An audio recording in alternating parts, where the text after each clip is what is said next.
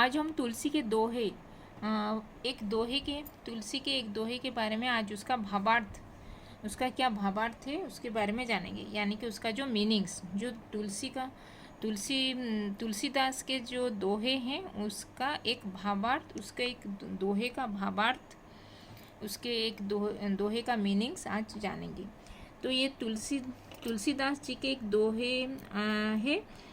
दोहा है। तुलसी संत सुअंब तरु फुली फलहि परहेत, इतते ए पाहन हनत अतते बे फल देत। तुलसी संत सुअंब तरु फुली फलहि परहेत, इतते ए पाहन हनत उतते बे फल देत। तो इसका क्या मीनिंग्स है, इस दोहे का क्या भावार्थ यानी कि उसका मीनिंग्स, उसको संक्षेप में आज हम जानेंगे। तो ये एक तुलसीदास जी के द्वारा रचित एक दोहा है। तो यहाँ पे तुलसीदास जी इस दोहे में बोल रहे हैं कि सच्चे संत की तुलना, सच्चे संत, यहाँ पे जो संत, तुलसी संत सुअंब तरु, संत यानी कि एक सच्चे संत की तुलना, सुअंब तरु, तुलना, सुअंब मतलब तुलना एक वृक्ष, तरु यानी कि वृक्ष, एक वृक्ष से करते हैं।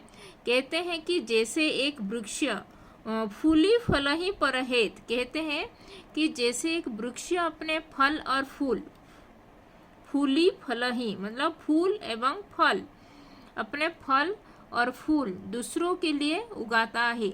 जैसे एक वृक्ष वो खुद के लिए वो फल और फूल वो खाने के लिए वो अपने के लिए नहीं उगाता है, वो दूसरों के लिए देने के लिए वो उगाता है, बिना किसी स्वार्थ के। वो दूसरों को देने के लिए वो फल और फूल वो तरु यानी कि वृक्ष उगाता है, दूसरों के को देने के लिए उसको देता है वो, बिना किसी स्वार्थ के। उसी प्रकार सच्चे संत,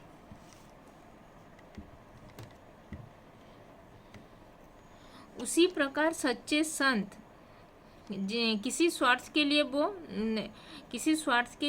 नहीं उगाता है, वो बिना स्वार्थ के लिए वो उगाता है फल और फूल, वृक्ष। उसी प्रकार सच्चे संत महात्मा जो होते हैं वो भी अपना ज्ञान और आशीर्वाद के बिना किसी अपेक्षा, मतलब किसी भी उनको भी कुछ स्वार्थ नहीं होता है उनके मन में, किसी अपेक्षा के दूसरों के लिए वो प्रदान करते हैं अपना ज्ञान और आशीर्वाद, वो दूसरों को बिना स्वार्थ में दूसरों को आशीर्वाद देते हैं।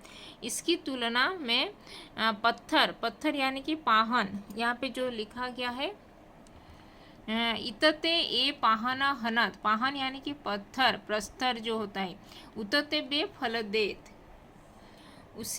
इसकी तुलना में पत्थर यानी कि पाहन, जो पाहन यानी कि पत्थर कहते हैं, पाहन केवल एक निर्जीव वस्तु होता है, जो जिसका सजीव नहीं होता। निर्जीव यानी कि जिसका नॉन लिविंग थिंग्स होता है, जो एक पत्थर एक नॉन लिविंग थिंग्स है।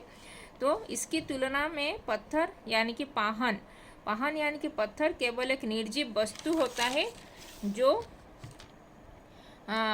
न तो किसी को फल या फूल देता है और ना भी किसी के लिए वो उपयोगी होता है। वो पत्थर किसी के लिए उपयोगी भी नहीं होता है कि किसी को फल फूल भी नहीं देता है। जैसे तरु यानी कि वृक्ष जैसे दूसरों को फल फूल देता है, और संत महात्मा जैसे दूसरों को आशीर्वाद और अपना ज्ञान देते हैं, लेकिन पत्थर किसी को कुछ भी नहीं देता है, फल नहीं देता है कि फूल भी नहीं देता है कि किसी के उपयोगी में भी नहीं आता है। ऐसे पत्थर की तरह जो किसी का कोई लाभ नहीं करते, मतलब पत्थर किसी का लाभ में नहीं आता है, किसी का उपयोग में नहीं आता है, वैसे ही ऐसे लोग होते हैं जिनके पास सच्चे ज्ञान और भलाई का अभाव होता है।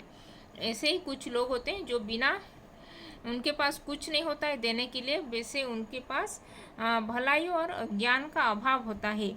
इसलिए तुलसीदास जी यहाँ पे कहते हैं, इस दोहे के माध्यम में कहना चाहते हैं कि सच्चे संत और ज्ञानी लोग ही समाज के लिए उपयोगी होते हैं। जैसे सच्चे संत महात्मा और सच्चे ज्ञानी लोग ही समाज के उद्धार के लिए, समाज के लिए, मंगल के लिए उपयोगी होते हैं, जबकि जो केवल बाहरी रूप में ही होते हैं और जिनमें कोई सच्ची भलाई नहीं होती, उनका ज्ञान नहीं होता, वो केवल पत्थर के समान ही होते हैं। जो कुछ लोग वो बाहरी रूप में ही होते हैं, वो अंदर में कुछ ज्ञानी संत महात्मा वैसे नहीं होते हैं, वो अपना ज्ञान नहीं होता उनके पास, उनका वो उनको भलाई नहीं करते जग समाज के लिए। वो व्यक्ति बाहरी रूप में ही होते हैं और जिनमें कुछ भी सच्ची भलाई और ज्ञान नहीं होता, वो केवल पत्थर के समान ही होते हैं, जो अनुपयोगी होते हैं, जो किसी के लाभ में नहीं आता है, जो किसी का लाभ नहीं पहुंचाते हैं। तो ये था तुलसीदास जी के एक दोहा। तुलसी संत सुअंब तरु फुली फल ही परहेत, इतते ए पाहना हनत उतते बे फल देत। तुलसी संत सुअंब तरु फुली फल ही परहेत, इतते ए पाहना हनत उतते बे फल देत।